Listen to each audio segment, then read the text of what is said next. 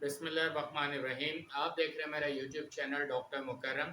आज हम जिस डिज़ीज़ पे बात करेंगे वो हेमोराइड्स है, जिसे हम पाइल्स भी कहते हैं या हम बवासीर कहते हैं।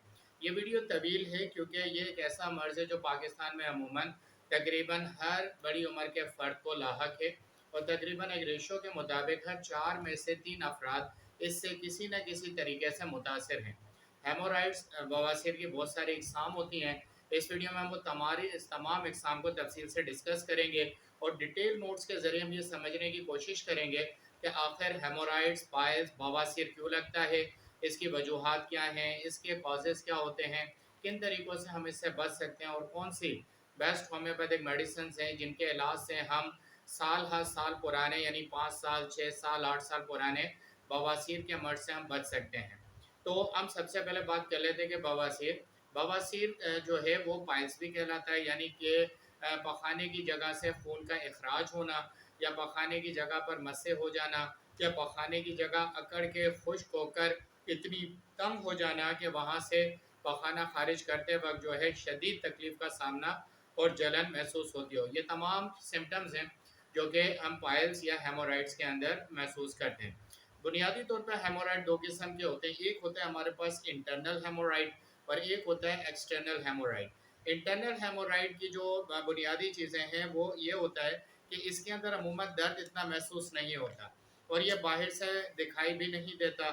इसके अंदर जो है मस्से जो है वो आपके पखाने की जगह से अंदर की तरफ रगों में पैदा हो जाते हैं और रगों की सूजन की वजह से वो जो है पाइल्स की इब्तदाई कंडीशन पैदा करते हैं। तो इस वजह से इंटरनल हेमोराइड्स अमूमन एक्सटर्नल हेमोराइड से ज़्यादा ख़तरनाक नहीं होता। लेकिन अगर इंटरनल हेमोराइड्स भी ज़्यादा तवील अरसे तक रहे, यानी रगों की सूजन, रगों का गैर फाल होना और अंदर की तरफ मस्सों का पैदा हो जाना जो अमूमन बाहर नहीं दिखाई देते, तो शदीद तकलीफ़ का सबब बनता है। अब हम बात कर लेते हैं कुछ बेसिक सिम्टम्स जो कि अमूमन बवासीर के अंदर हमें या हर दूसरे फ़र्द को महसूस होती हैं। इचिंग और irritation in your anal reason, मतलब पखाने की जगह पर ख़ारिश और बेचैनी महसूस होती है अगर किसी को इब्तदाई तौर पे बवासीर का मर्ज़ शुरू हो रहा है, यानी कि पखाने की जगह पर पखाना करने के बाद काफ़ी देर तक ख़ारिश होती रहती है और उसको किसी न किसी मजबूरी के तहत खुजाना पड़ता है, और खुजाने की वजह से वहाँ पे एक ज़ख़म, अल्सर या इन्फेक्शन पैदा हो जाता है। तो ये बुनियादी सूरत है कि ख़ारिश और बेचैनी महसूस होना पखाने की जगह पर। पेन और डिस्कम्फर्ट, तकलीफ़ होती है और बेचैनी महसूस होती है। डिस्कम्फर्ट का मतलब आराम महसूस नहीं होता, हर वक्त जहन उस पखाने की जगह यानी एनएस पर, रेक्टम पर ही लगा रहता है कि वहाँ पे हल्का हल्का मीठा मीठा दर्द महसूस हो रहा होता है। फिर इसका अगर ये जैसे इलाज प्रॉपर ना हो, थोड़ा सा ये पुराना हो जाए, 1-2 माह का हो जाए, तो स्वेलिंग अराउंड एनएस यानी कि पखाने के इर्द गिर्द जो है हल्की सी सूजन महसूस होती है। इसको देखा तो नहीं जा सकता लेकिन महसूस किया जा सकता है कि सेंसिटिविटी, हसासियत पैदा हो जाती है कि जब मरीज़ पखाना करता है और उसको धोने की कोशिश करता है तो उस जगह पे हाथ लगने से उसे तकलीफ़ महसूस होती है। तो इससे हमें ये पता लगता है कि पाइल्स की इब्तदाई सिम्टम शुरू हो गई हैं, अब स्वेलिंग, सूजन आ चुकी है पखाने के इर्द गिर्द की जगह पर। फिर है ब्लीडिंग। अब जब ये थोड़ा और पुराना होता है तो जाहिर सी बात है सूजन हो चुकी है, दर्द हो रहा है और वहाँ पे ईचिंग हो रही है और अंदरूनी तौर पे ख़राबी बढ़ गई है, तो फिर पेन यानी कि साथ ब्लड आना शुरू हो जाता है। अमूमन ये ब्लड बाज़ दफ़ा पखाने से पहले आता है और बाज़ दफ़ा पखाने के बाद आता है। बाज़ दफ़ा ये 1-2 ड्रॉप गिरते हैं और बाज़ दफ़ा ये पखाने ही के अंदर लिपट कर खारिज हो रहा होता है। तो ये उसकी बुनियादी इब्तदाई सिम्टम्स हैं। अब जैसा कि मैंने बयान किया कि 2 किस्म का हेमोराइड होता है, एक इंटरनल और एक्सटर्नल। तो पहले हम इंटरनल हेमोराइड्स को थोड़ा और तफसील से पढ़ लेते हैं ताकि जो अफराद इस इंटरनल हेमोराइड्स के मरीज़ हैं वो भी अपने इस सिम्टम को और इन कॉजेज़ को समझ सकें। ये रेक्टम के अंदर होता है और बाहर से महसूस नहीं होता। ये मैंने पहले भी कहा कि एक्सटर्नल हेमोराइड से ज़्यादा ख़तरनाक या ज़्यादा पेनफुल नहीं होता।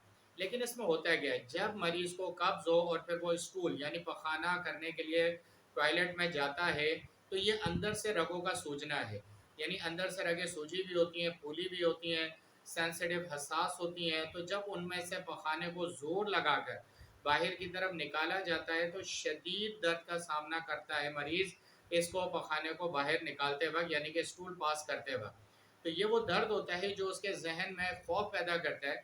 अक्सर आपने देखा होगा कि बवासीर के मरीज़ जो है वो टॉयलेट जाते हुए ज़रा घबराते और डरते हैं, और यही उसका बुनियादी मसला होता है कि वो डर रहा होता है कि जब मैं ज़ोर लगाऊँगा स्टूल को पास करने के लिए, तो फिर मुझे शदीद तकलीफ़ का सामना करना पड़ेगा।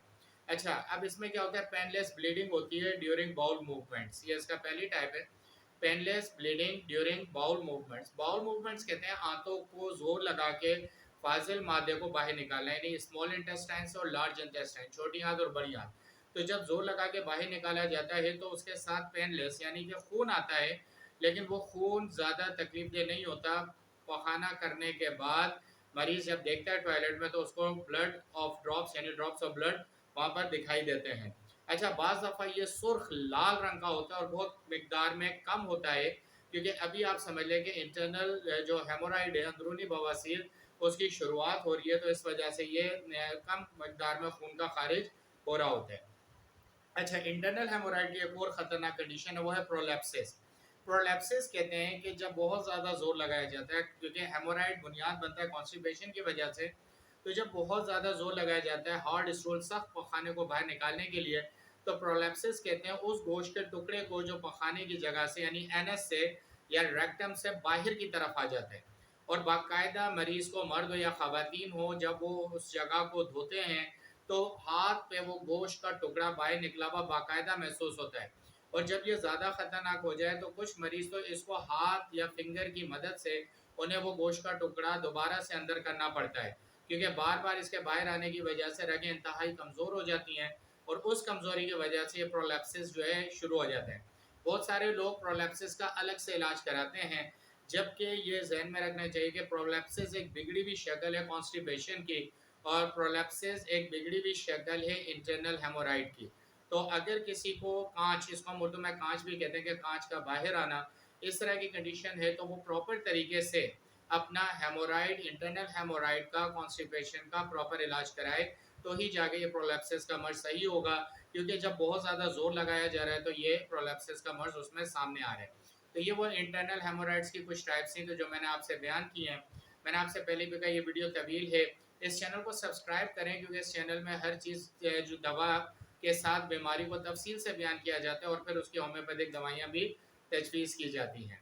तो इस वक्त आप इस चैनल को सब्सक्राइब कर दें, लाइक को भी कर दें, और अपने दोस्तों को शेयर भी कर दें, और कमेंट सेक्शन में ज़रूर लिखिएगा कि वीडियो आपको कैसी लगी। अब हम इसकी दूसरी टाइप पे जाते हैं, जिसे हम कहते हैं थ्रोम्बोस्ड हेमोराइड। थ्रोम्बोस्ड हेमोराइड क्या होता है, उसको मैं आपको थोड़ा सा समझा दूं कि पखाने की जगह पर ब्लड क्लॉटिंग हो जाती है, यानी कि खून के लोथड़े जम जाते हैं खुश्क होने की वजह से। तो जब मरीज पखाना करता है तो वो खून के लोथड़े यानी कि ड्राई ब्लड या क्लॉटिंग जो होती है वो पखाने के साथ बाहर आती है। ये हमें कलेजी की तरह का खून दिखाई देता है, और अमूमन मरीज़ इसमें ज़्यादा ख़तरनाक महसूस करता है। वो ये समझता है कि शायद अंदर से कोई गोश्त के टुकड़े जो है वो गलने के बाद, सड़ने के बाद पखाने के साथ मिलके बाहर आ रहे हैं। तो ये हमारे पास थ्रोम्बोस्ड हेमोराइड की टाइप है, जो कि हेमोराइड की एक किस्म है मेडिकल नॉलेज में। इसमें ब्लड क्लॉट्स जो हैं, यानी कि खून के लोथड़े या कतरे जो है जमने के बाद वो पखाने के साथ बाहर आते हैं। अच्छा, इसके अंदर भी कुछ सिम्टम्स हैं जो बड़ी मतलब सिवियर हो जाती हैं, पेनफुल हो जाती हैं, वो मैं आपसे डिस्कस कर देता हूँ। कि सबसे पहले तो सिवियर पेन, शदीद दर्द का सामना करता है इस किस्म की बवासीर का मरीज, जैसे थ्रोम्बोस्ड बवासीर होती है। फिर है स्वेलिंग, सूजन, जो कि हमने इंटरनल हेमोराइड में भी बयान किया कि पखाने की जगह पे सूजन आ जाती है और वो जगह बुरे तरीके से सूज जाती है। फिर उसके बाद a hard lump near your anus, पखाने के बिल्कुल आखिरी कोने पर ऐसे लगता है कि शायद पखाने का एक टुकड़ा जो कि बहुत हार्ड है वहाँ पे अटक गया और वो बाहर नहीं आ रहा है। तो ऐसी सूरत हाल में उसको प्रेशर लगा के जब बाहर निकाला जाता है तो प्रोलैप्सिस भी होता है, ब्लीडिंग भी होती है, शदीद दर्द भी होता है, और ब्लड क्लॉट जो है वो कलेजी के गोश्त के लोथड़े की तरह पखाने में मिलके बाहर आते हैं। अच्छा, ये तो चीज़ें थी थ्रोम्बोस। अब हम यहाँ पे थोड़े से कुछ इसके कॉजेज़ को डिस्कस कर लेते हैं कि आखिर हेमोराइड्स होने की वजूहात में कौन-कौन सी चीज़ें सबसे ज़्यादा हैं। Haemorrhoids can develop from increase pressure in the lower rectum due to, haemorrhoid समझ लें कि जब आप पखाने की जगह पे बहुत ज़्यादा दबाव डालते हैं तो फिर हेमोराइड शुरू होता है। अब मरीज़ भी मजबूर होता है उस जगह पे बहुत ज़्यादा दबाव डालने में, क्योंकि कब्ज़ की वजह से पखाना सख्त हो चुका होता है, वो नहीं निकल रहा होता, और छोटी आंत और बड़ी आंत की मूवमेंट कमज़ोर होने की वजह से भी पखाने को वो प्रॉपर तरीके से बाहर की तरफ प्रेशराइज नहीं कर रहे होते, तो इसका एक कॉज कॉन्स्टिपेशन है, एक cause slow movement of bowls हैं। तो ये दोनों वजूहत की वजह से मरीज मजबूर होता है प्रेशर या जोर या दबाव लगाने के लिए कि पखाना जिस्म से बाहर आए। फिर straining due to bowel movements, खिंचाव महसूस होता है उस जगह पर कि वो जगह डम डम सा लगता है, या फिर खिंचाव महसूस होता है कि वो जगह खिंच गई है जिसको खोलने के लिए बहुत ज़्यादा प्रेशर दिया जा रहा है। इसकी एक वजह बहुत पुराना कॉन्स्टिपेशन और बहुत पुराना डायरिया भी है। अमूमन लोग हेमोराइड्स को सिर्फ कॉन्स्टिपेशन से जोड़ देते हैं। देखें, कॉन्स्टिपेशन उस सूरत में होता है जब आपकी छोटी आंत और बड़ी आंत में मुकम्मल तौर पर पैरालाइटिक कंडीशन पैदा हो जाती है, यानी वो कमज़ोर हो जाती है और प्रेशर लगा के पखाने को बाहर नहीं निकाली होती। अब डायरिया भी यही टाइप है कि जब ये छोटी आंत और बड़ी आंत उस पानी जैसे लिक्विड को रोक नहीं सकती, तो भी समझें कि ये उसकी जो है कमज़ोरी है स्मॉल इंटेस्टाइन और लार्ज इंटेस्टाइन की। इस वजह से डायरिया और कॉन्स्टिपेशन ये दोनों वजूहत हैं आपके हेमोराइड्स होने की और तकलीफ दे अमल में होने की। अच्छा, sitting for a long period of time in the toilet, ऐसे अफराद जो को टॉयलेट में जाकर स्टूल को या पखाने को बाहर निकालने के लिए बहुत देर देर तक बैठना पड़ता है, तो समझ जाएं कि उनकी शुरुआत हो रही है, वो हेमोराइड्स की तरफ जा रहे हैं, या हो सकते हैं उनको इंटरनल हेमोराइड यानी कि अंदरूनी बवासीर हो भी चुकी है और अब उनको ये शदीद तकलीफ दे और ख़तरनाक होती चली जाएगी, और अव्वल आखिर फिर जाके ये एक्सटर्नल हेमोराइड यानी बैरूनी बवासीर में तब्दील हो जाएगी। एक वजह ईटिंग लो फाइबर डाइट, ऐसी खुराक का खाना जिसमें फ़ाइबर बहुत कम होता है, क्योंकि फ़ाइबर हमारे निज़ाम डाइजेस्टिव सिस्टम को बहुत ज़्यादा एक्टिव करते हैं। मैं अपनी अगली वीडियो में तफसील से बताऊंगा कि वो कौन सी खुराक है जो कि फ़ाइबर सेल से भरी हुई होती है। आप डिस्क्रिप्शन में कमेंट्स में आप मुझसे क्वेश्चन करके भी वो डाइट के बारे में आप मालूमात हासिल कर सकते हैं। रेगुलर हैवी वेट लिफ्टिंग, एक वजह इसकी ये भी है कि मुसलसल ज़्यादा वज़न उठाने की वजह से भी बवासीर होती है। वो अफराद जो कि लेबर है या बहुत ज़्यादा वज़न बहुत मुसलसल अरसे तक काफ़ी अरसे तक उठाते रहते हैं, तो अमूमन इस तरह के जो लेबर है इनके अंदर ये मर्ज़ पाया जाता है। तो आमतौर पे घर में भी ऐसा होता है कि बाज़ हम शिफ्टिंग के दौरान अचानक बहुत ज़्यादा हेवी वेट उठा लेते हैं, तो इससे भी हमारे अंदर ये हेमोराइड्स बवासीर यानी खून आने की कंडीशन पैदा हो जाए। इन्फेक्शियस हेमोराइड कहलाता है, यानी कि इंजरी के बाद, लेकिन अमूमन ये ज़्यादा खतरनाक नहीं होता, सिंपल सी मेडिसिन के बाद ये रिकवर किया जा सकता है। अच्छा, अब अगर फ़र्ज़ करेंगे बवासीर अंदरूनी या बैरूनी आपको है, और ये अब तक जो मैंने सिम्टम्स और कॉजेज़ आपके साथ डिस्कस किए हैं, ये सारी कंडीशन पैदा हो रही है और हम इसका इलाज नहीं करते, तो कौन से वो रिस्क फैक्टर्स हैं या कॉम्प्लिकेशंस हैं जो हमारे अंदर पैदा हो जाएंगी। नंबर एक, उम्र बढ़ने की वजह से आपकी जो एनस की मूवमेंट है वो कमज़ोर हो जाती है। जाहिर सी बात है, जिस तरह उम्र बढ़ती है और अमूमन हम एशियन लोगों को एक्सरसाइज करने की आदत नहीं होती, तो हमारे मसल्स कमज़ोर हो रहे होते हैं। इन कमज़ोर मसल्स की वजह से जो है हमारे पखाने की जगह भी कमज़ोर हो जाती है, जिसकी वजह से हम प्रॉपर तरीके से पखाने को बाहर नहीं निकाल सकते। तो ये वजह होती है कि अगर आपको बहुत अरसे से बवासीर है, तो फिर बड़ी उम्र में जाके ये इंतहाई नाकाबिले इलाज और लाइलाज की तरफ चली जाती है, और फिर अल्टीमेटली इसका इलाज ऑपरेशन किया रह जाता है। फिर है अनेमिया, खून की कमी लग जाना। देखिए, अगर आपके जिस्म से खून निकल रहा है और 7-8 साल 10 साल तक अगर आपको ये मर्ज़ लगा रहता है और खून निकलता रहता है, तो यकीनन आपके जिस्म में एनीमिक कंडीशन यानी खून की कमी लग जाएगी। मैंने ऐसे बहुत सारे पेशेंट्स को ट्रीट किया है जो मेरे पास तकरीबन 6-6 7 साल बाद आए और उन्होंने कहा कि डॉक्टर साहब, हमें ब्लड बॉटल्स भी लग चुकी हैं, क्योंकि हमारे जिस्म में खून की बहुत ज़्यादा कमी हो गई है। अब खून की कमी से क्या कंडीशन पैदा होती है, मेरे चैनल पे वीडियो मौजूद है कि जब जिस्म में खून की कमी होती है तो भूख ख़त्म हो जाती है, प्यास ख़त्म हो जाती है, चक्कर आने लगते हैं, जिस्म में दर्द रहता है, जोड़ कमज़ोर हो जाती है। सारी कंडीशंस मैंने उसमें डिफ़ाइन किया। तो बवासीर एक ऐसा ख़तरनाक मर्ज़ है कि अगर तवील अरसे तक रहता है तो आपके जिस्म में ये खून की कमी पैदा कर देगा, और उसके बाद आपके जिस्म के अंदर मुख्तलिफ मर्ज़ यानी कि जिस्म का थकना, गर्दन का भारी होना, सर में चक्कर आना, थोड़े से काम के बाद गुनूदगी की कैफियत तारी होना, सीढ़ियाँ ना चढ़ सकना, सांस फूलना और सांस लेने में तंगी होना, ये सारी चीज़ें इससे पैदा हो जाएंगी। फिर एक और टाइप है स्ट्रेंगुलेटेड हेमोराइड्स। स्ट्रेंगुलेटेड हेमोराइड का मतलब होता है कि खून की कमी की वजह से जो खून की जगह यानी पखाने की जगह की रगें वो खुश्क हो जाती हैं। खुश्की की वजह से जब उसमें से स्टूल पास होता है तो वो फूलती हैं, और उस सूजने की वजह से शदीद तकलीफ और ब्लड आना शुरू हो जाता है। तो ये वो रिस्क फैक्टर्स हैं कि अगर आपको बवासीर है तो आप जल्द से जल्द इलाज करें। अगर इस वीडियो का बनाने का मकसद ये है कि बहुत सारे तकरीबन 200 के करीब अफराद मेरे मरीज़ ऐसे हैं जिनको 8-8 9-9 साल से तमाम सिम्टम्स थी, और अल्हम्दुलिल्लाह मेडिसिन के इस्तेमाल करने के बाद जो मैंने उनको रिकमेंड की, तो जस्ट 4 और 5 डेज़ में उनको बुनियादी तौर पे बहुत ज़्यादा दर्द में कमी महसूस हुई और फिर मुसलसल इलाज से वो 8 से 10 साल पुराने बवासीर से उन्हें मुकम्मल निजात मिल गई। मेरा व्हाट्सएप नंबर डिस्क्रिप्शन में दिया हुआ है, मेरा ईमेल एड्रेस भी डिस्क्रिप्शन में दिया हुआ है। अगर आपको डिटेल के साथ इन तमाम चीज़ों के बारे में जानना है और मेडिसिन के बारे में मालूमात लेनी है, तो आप मुझे नंबर के ऊपर कांटेक्ट कर सकते हैं। हम आगे चलते हैं। Result if it is not cure. देखिए, अगर बवासीर को हम क्योर नहीं करते, इसका इलाज नहीं करते, तो क्या क्या हो सकता है। तो फिर सबसे पहली बात है कि painful lump in and around the anus, आपके पखाने की जगह पे मुसलसल एक गोला सा आपको महसूस होता रहेगा और वो गोला आपके पखाने को खारिज करने में रुकावट पैदा करता रहेगा। इचिंग एंड डिस्कम्फर्ट, बहुत शदीद खारिश होगी और बहुत शदीद बेचैनी महसूस होगी कि ना आप बैठ सकते होंगे, ना आप चल सकते होंगे। और बड़ा अजीब सा लगता है कि बवासीर का पुराना मरीज़, उसका जब वो वॉशरूम और टॉयलेट से बाहर आता है तो उसकी चाल तक ख़राब हो चुकी होती है। वो वजह होती है उसकी तकलीफ़ की, वो वजह होती है उस सूजन की। वो टांगे फोल्ड नहीं कर सक रहा होता है क्योंकि एनस यानी पखाने की जगह, रेक्टम की जगह शदीद दर्द कर रही होती है और सूज चुकी होती है और वहाँ पे गोला सा महसूस हो रहा होता है जो उसको चलने में, उठने बैठने में मुश्किल पैदा करता है। अच्छा, during and after passing stool, यानी पखाना करने के बाद और पहले तकलीफ महसूस करेगा। बवासीर के ऐसे बेशतर अफराद हैं, मरीज़ हैं, जो उनको वॉशरूम जब आता है तो इस ख्याल से ही वो चीख उठते हैं और डर लगने लगता है कि अब जिस प्रोसेस के लिए, अमल के लिए मैं जा रहा हूँ और पखाना पास करूँगा, तो शदीद तकलीफ़ होगी, खून आएगा और फिर अज़ियतनाक तकलीफ़ से गुजरना पड़ेगा।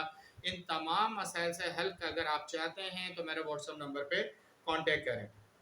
मजीद ये है कि excessive and bleeding possibly leading to anaemia, खून का बहुत ज़्यादा खारिज होना।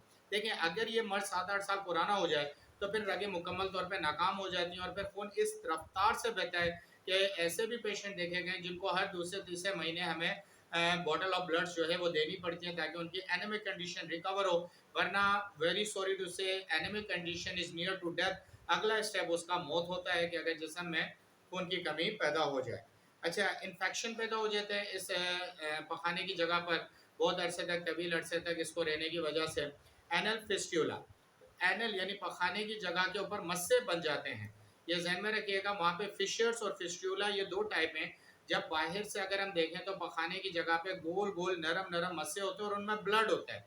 वो जैसे ही स्टूल पास होता है और ज़ोर लगाने के बाद, जो अब तक मैं आपको कंडीशन बता चुका हूँ कि जैसे ही उसमें से पखाना पास होता है वो मस्से फट जाते हैं और फिर बहुत ज़्यादा मिकदार में रेड ब्लड, सुर्ख लाल खून बहना शुरू होता है। और जब पखाना करके मरीज़ उठता है तो ये मस्से उसको शदीद तकलीफ़ दे रहे होते हैं कि वो फट चुके होते हैं, वो ज़ख्म बन चुका होता है। तो ये नासूर है, एक किस्म का अल्सर है जो आगे जाके अल्लाह ना करे कैंसर में भी तब्दील होता है।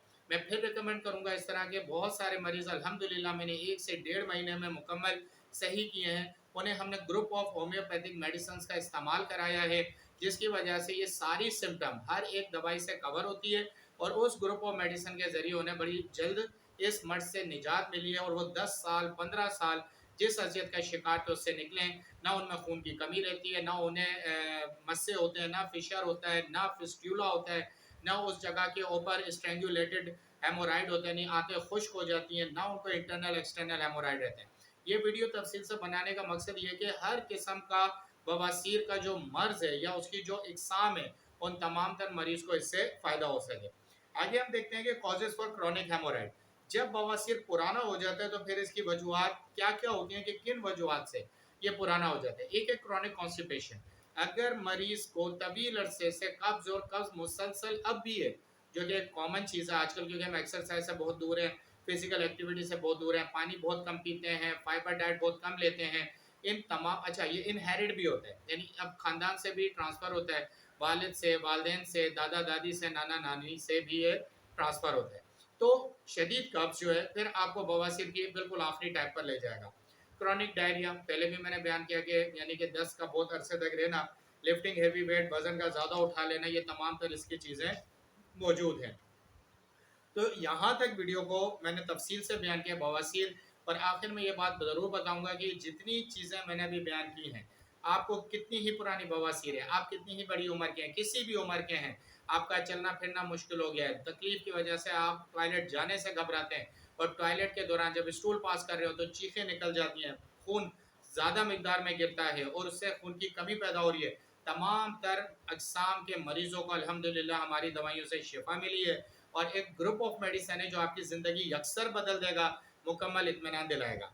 अच्छा, फ़र्ज़ करें तमाम अर्ज़ के बाद आप डॉक्टर के पास जाते हैं तो वो कौन से आपसे सवाल करेगा? पहला सवाल ये होगा, क्या आपको पाइल्स जो है ख़ानदान में भी मौजूद है? क्योंकि मैंने कहा ये इनहेरिट भी होता है, ख़ानदान से चला आता है। दूसरा ये कि आपको कितने अरसे से जो है कॉन्स्टिपेशन है। तीसरा, आपको डायरिया का इशू क्या है, आपकी डाइट क्या है, आपकी फ़िज़िकल एक्टिविटी क्या है। ये वो तमाम चीज़ें थी जो मैंने यहाँ पे तफ़सील से बयान की हैं। उम्मीद करता हूँ इस वीडियो को तफ़सील से बनाने का मकसद पूरा हुआ होगा। इस तरह की बवासीर में अपनी ज़िंदगी को आरामदेह करने के लिए आप मुझसे डिस्क्रिप्शन में दिए गए व्हाट्सएप नंबर, ये जो आखिर में व्हाट्सएप नंबर मैंने स्क्रीन पे भी दिया हुआ है, इस पर रब्ता करें, अपनी ईमेल सेंड करें। इंशाअल्लाह अल्लाह ताला की ज़ात से उम्मीद है ये जितनी सिम्पटम आपसे बयान किए आपकी सही होंगी। इस वीडियो को देखने का शुक्रिया, चैनल को सब्सक्राइब करें। अल्लाह हाफ़िज़।